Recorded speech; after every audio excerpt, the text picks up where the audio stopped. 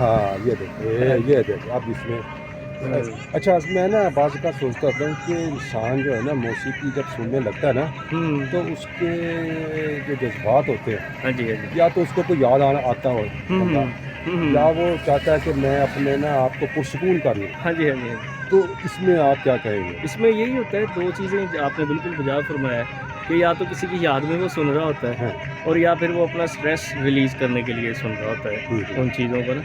تو بس یہی چیزیں ہوتی ہیں کہ وہ خود کو تھوڑا پرسکون کر لے، جو معاشرے کا شور و غوغا ہے، جو شور شرابہ ہے، اس سے تھوڑی اس کی بچت ہو جائے اور اپنے آپ کو کسی اور جہان میں، کسی اور کیفیت میں لے جائے. تو یہ بھی زیادہ موسیقی جو ہے کس ٹائم سننی چاہیے؟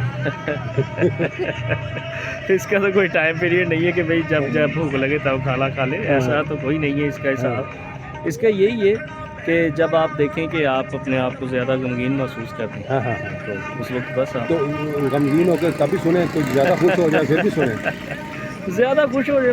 اصل میں دیکھیں، میں نے آپ سے پہلے کہا ہے کہ مذہبی پوائنٹ آف ویو سے تو اس پہ میں بات نہیں کروں گا، وہ تو اب ظاہر سی بات ہے، منع ہی ہے یہ چیزیں. لیکن مذہب میں بھی کچھ خاص لوگ ہیں جو اس کی اجازت دیتے ہیں موسیقی کی، لیکن میرے خیال سے تو جو ہے میں اس پہ کیا بات کروں آپ سے. وہ جو اپنا ہے نا قوالی کرتے ہیں ہاں جی یا جس میں آپ کہنے کا صوفیانہ کلام ہاں جی، پڑھتے صوفیانہ ہیں وہی ردم کے ساتھ، ہاں جی اصل میں ردم جو ترنم ہے نا اس میں ایک نا جھنکار ہاں جی یا ایک چیز ہے نا جس کو کہتے ہیں کہ جی وہ میوزیکل افیکٹ اس کا، ہاں جی تو وہ دل کو اچھی لگے گی. ہاں جی اب ایک نثر پڑھتے ہیں، آپ سیدھی سیدھی بات کرتے ہاں ہیں، جی جیسے آپ کوئی بات سمپل سلیس اردو میں کرتے ہیں، ایک ہوتی ہے تھوڑی سی نا اس کے ساتھ بناوٹ آتی ہے، تسنو آ جاتا ہے. ہاں نہیں اس میں آپ تھوڑا سا نا خوبصورتی بڑھ جاتی ہے. ہاں جی تو یہ بھی سورہ رحمان اگر آپ اچھے قاری کی سنیں ہاں جی تو سن کے کتنا مزہ آتا ہے. تو بالکل اگر آپ وہ ویسے ہی آپ کسی عام پڑھنے والا ہے تو وہ ویسے ہی پڑھ رہا ہاں جی ہے، تو اس میں آپ سمجھ بالکل یہ اثر تو رکھتا ہے.